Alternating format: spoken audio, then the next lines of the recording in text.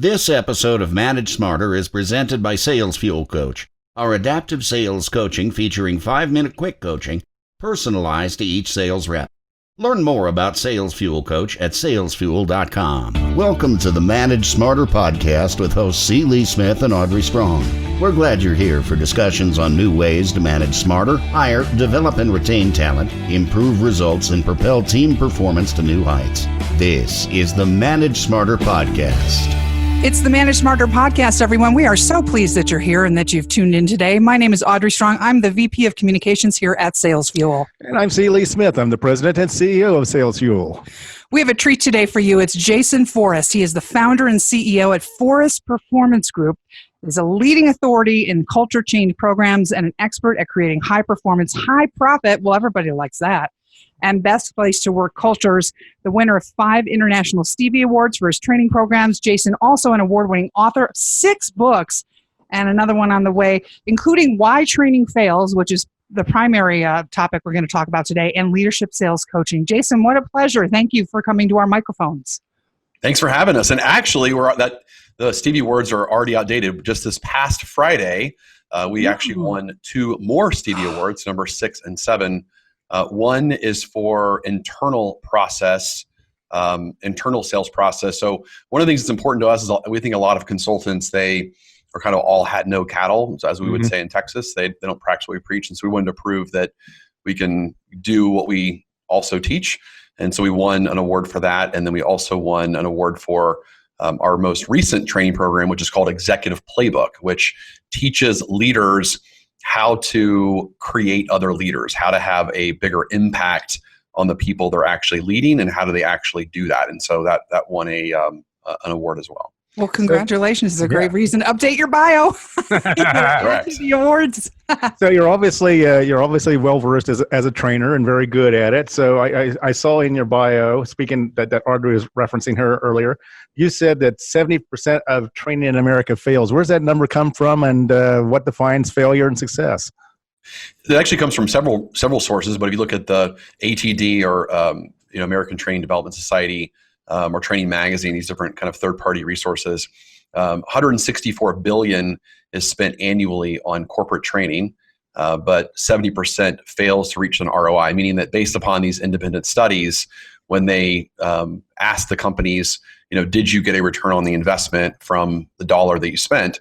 And again, 70% said they did not. It was not worth not only the expense, but also the time or opportunity cost that was spent in engaging in the actual training. So it was not worth it. So why? What's happening? Is it kind of like it goes in a drawer and that there's no reinforcement and support to put it into action afterwards? Well, great question. Really, you got to kind of chunk up for a second before we can answer that question. So when I started my company 10 years ago, I came from corporate America. I was the head of sales training for a Fortune 500 company, and went off on my own. And the first kind of problem I wanted solved as an entrepreneur is let's really define what is training. And if you actually look at the definition of training, it's to change behavior. That is the definition of training. And so the problem is, based on the research, is that majority of companies that call themselves training providers are actually kind of posers, right? We are trainers, but yet they actually cannot change behavior. And so that was really my goal 10 years ago when I started my company. Is I wanted to be a company that called themselves a training company and actually was also capable of changing behavior, or I don't want to call myself a training company. It seems incongruent. And so I became kind of obsessed with how do I really actually change behavior, if that's what we're going to call ourselves. And so everything we do at FPG is from that filter. Does this change behavior, and can we prove that it changes behavior? Is really the kind of the most important question. It seems like a lot of people think that training is actually teaching rather than behavior change. What do you say to that? Yeah, sure. So I'm there. So the education piece absolutely is a part of the training, right? So we have a trademark formula that I created, and everyone kind of write this down as I'm saying it. But performance equals knowledge minus leashes. So performance equals knowledge minus leashes. So performance is what we see a person do. That's the actual behavior we see being done. The knowledge is what they've been told to do, and the leash is any sort of limiting belief that prevents them from doing that knowledge 100% of the time. And so everyone can kind of relate to like a good example from school. So think about, two kids go to the exact same school and learn the exact same knowledge as relates to math, as relates to algebra. Well, one child will take that information and will 100% execute it correctly, versus the other one will execute it 50% of the time, right? Well, the reason is because of the resistance. It's the limiting beliefs, the leashes, that's causing them to choke or not execute 100% of the time. And so what we really focus on is, okay, what is the relevant education that we can teach the individual to perform at their, at the best possible way today, but then also what's preventing them from doing these skills 100% of the time. So let's use a simple example. So let's say, in the leadership side, one of the number one struggles that a leader has is having tough conversations. Mm-hmm. And I believe that the capacity of a leader's success is equal to their capacity of having those tough conversations. Meaning that the most successful leaders I've ever met, they have the shortest duration of that waiting time before they have the tough conversation. So like in my company, we have a 72-hour rule that if there's some sort of friction or resistance or a clearing that needs to happen, you have 72 hours in order to have that clearing. That's it. You cannot wait longer than 72 hours, or you've kind of messed up, And so, but what prevents them from doing that? Well, we can teach them on the knowledge perspective. Here's the 5 steps on how to have a tough conversation. But the question is, what prevents the leader from executing those 5 steps once they've actually been educated? And that's the tricky part, right? There's a lot of psychology that goes into that. There's a lot of organizational design that goes into that. There's a lot of job description that goes into that. There's a lot of things that go into that. And that's what we are obsessed with, is how do I make sure that if we are teaching them these things that are obviously going to move the needle and increase their performance, how do I make sure they're doing them 100% of the time? Well, let's just talk about just getting them the training, because sometimes what I hear often enough, and the folks that we work with, is that the managers sometimes make it optional to go to this training, or training is only used as a punitive measure. It's like, oh, you screwed up here, you need to go get more training, rather than something that is constructive. And then sometimes the managers then will put their staff in a room for training or whatever, and treat that as free babysitting time, so they can spend a couple of hours doing other things. So what would you say to managers that do those sort of things, and where are they missing the boat? Yeah. So again, and a lot of the reason why people have those beliefs is because of their past experiences. So, I mean, if I was to go to any leader and say, if I could 100%, if I could guarantee you that you will absolutely have a change in behavior and therefore a change in results if your salesperson attends this training session, this seminar, this program, then would you put them in there? And of course they would say yes. So it's more about a belief system that they haven't seen the success in the past. And so, of course, we have to, convince them of that. And here's how we're, of course, going to do that. So they just have to change their thinking around that. A lot of people believe, they've got a fixed mindset where they think that salespeople, are more born, they're not created. We believe, actually, like from a sales perspective, we believe that all human beings are actually born to sell. Mm-hmm. It's not just in some of us, it's actually in all of us. And the reason why a salesperson maybe is held back from selling is, again, it's more of those leashes. It's more of the rules, the reluctances, the stories, or the self-image that really holds them back. And so we spend a lot of time on that psychology of that. So I think it's just educating the sales, the sales manager or the company leaders of, here's the evidence to prove that the training does work. And and if we can execute on that, then why would you not put everyone in there? What are some of your favorite ways or best practices recommendations to managers that are listening to this to express the ROI post-training in a more meaningful way as they're managing up for the investment? Yeah. So, so the biggest thing that we focus on is conversion rate. So if they, if before they were in theory converting, 1 out of 10, then can we get them to convert 2 out of 10? And that's with us doing that without changing the price or changing the number of traffic again. So, or the number of opportunities. So the biggest problem that a lot of times companies, or the biggest problem that we kind of focus on a lot of times is that people they it's a numbers game for people, and so they go, okay, well, we need to sell more. So in order to sell more, we need more marketing, we need more customers, more prospects. Well, the problem with that is that if you have to increase your marketing dollars in order to get more traffic or more customers, well, you also have to increase your overall conversion rate as well, because otherwise your profitability is going to go down. And so, we got to be careful that it's not just about increasing the numbers, because you end up having to sell more because now you're spending more in order to get more. And the same thing goes with lowering your price. So a lot of times people will lower their price. And then I always tell people, okay, well, if you think that if you lower your price by 10%, then you do realize you have to sell a lot more now of the lower price in order to still make the same profit margin goal that you did before. And again, I learned this just from my dad. My dad will turn 80 this year, and he owns the oldest jewelry store in North Dallas. Oh, wow. And this is how he trained me. I would come to him and say, hey, I can't compete against Zales, or Bachendorf's, or these other jewelry stores. And so, they're offering this discount. And so can we reduce the price by 10%?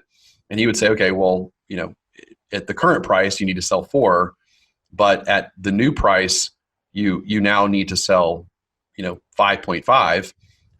Are you willing to sell an additional 1.5? Because right now you're only selling 3 at the current price.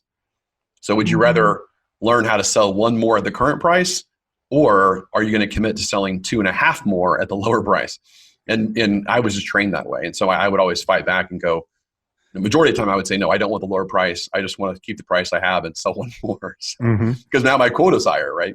And so I think it's holding people accountable and helping them understand, the business realities of things and showing them how to get there. Talk about, here's a subject that's near and dear to my heart. Talk about the role of coaching then as to help reinforce and to sustain a training effort. Yeah. So there's another stat that's put on by, again, the ATD Society that talks about that whenever there's coaching involved, performance will increase an additional 66%. So if you just go to a one-day seminar, this is the easiest way to look at this. You go to a one-day seminar, there is evidence out there that says we can increase your performance by 22%. Okay, so whatever that performance is, so we can get you to do the behavior 22% more often. Now, that will last somewhere between 30 to 45 days without any sort of follow-through or reinforcement. Then everyone kind of goes back to their original kind of pre-training behavior. With follow-up and coaching and support, you can tack on an additional 66%. Oh, wow. That you can have a total of 80-ish% or higher performance increase by adding the relevant seminar, the relevant education, plus the follow through, plus the coaching that goes along the way. And so the coaching is really huge. That's actually why one of our awards we won is for a program called Leadership Coaching, and it won the best coaching program in the world out of 40 countries. And I really kind of focused on that. That was my area. Now, it started off in sales management coaching because that was the missing need. That was the area that people weren't really focusing on enough.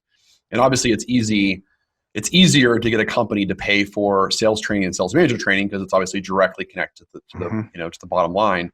And so they've got the budget for that. But since then, those same philosophies we're now into all the other departments as well. So for the most recent program, the Executive Playbook, that's for any leader on showing them how to be a more effective leader and a more effective coach on a very tactical level, which is different because the problem with most training, another on my rant here, is that there are 3 types of training out there. So one is a very what-based training company. So here's what we need you to do. And you'll hear a keynote speaker say, you got to coach your people. You got to motivate them. You got to start with why, all this kind of like yucky philosophy stuff.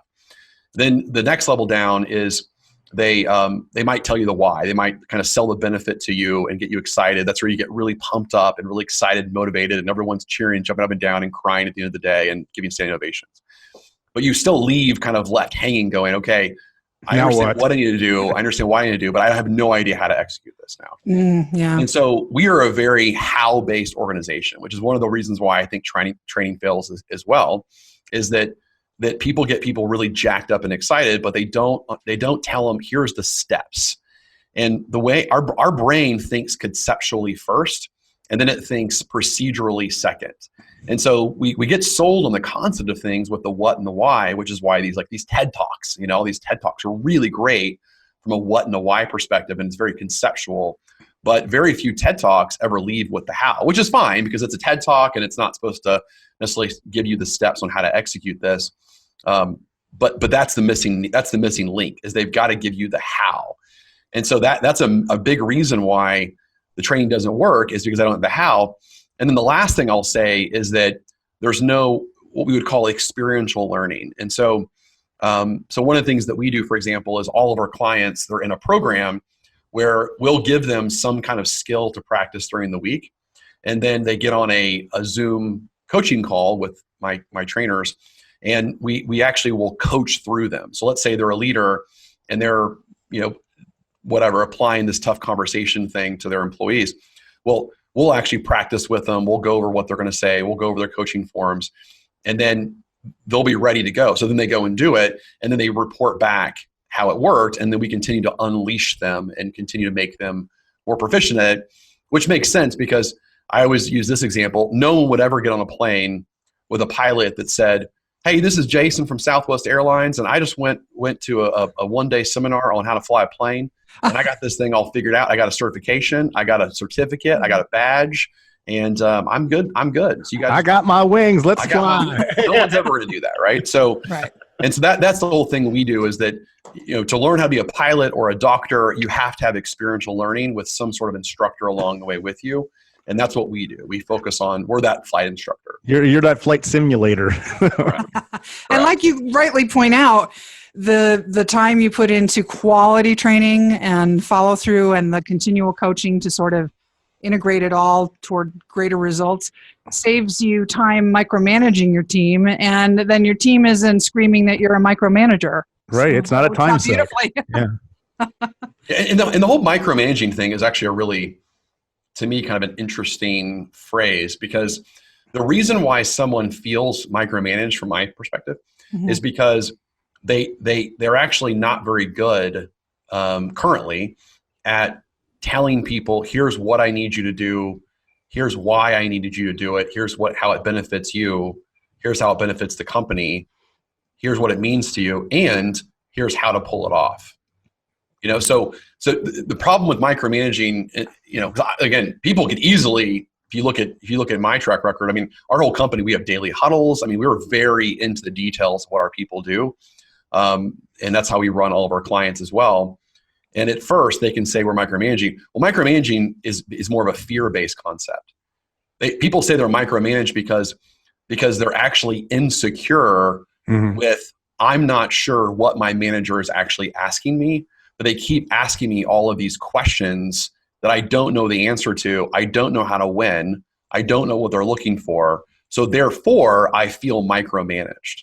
I view it as a lack of detail going both ways. The manager's not giving the employee the level of details that the employee wants, and the employee's not giving their manager then the level of detail that the manager wants to feel comfortable that the job's actually being done. And so then you have a lot of follow-up questions and things of that nature, both directions, and yeah, it can kind of feel that way. Correct. Yeah. So it's an interesting term because, again, the original philosophy is, people say, well, I don't want to be micromanaged. Well, tell me more about that. I just want to be left alone. Well, my follow-up question with that is, well, suppose I could show you a way to double your income overnight. Or let's say they're not commission-based sales. Let's say they're just a normal employee. suppose I could show you a way to get that promotion that you're looking for that would get you to that financial goal that you're wanting to achieve to feed your family. Would you be willing for me to hold you accountable on how to do that? And of course, they're going to say yes. Well, in order to do that, I need to have this information, and we're going to talk every day, and I'm going to show you how to get there.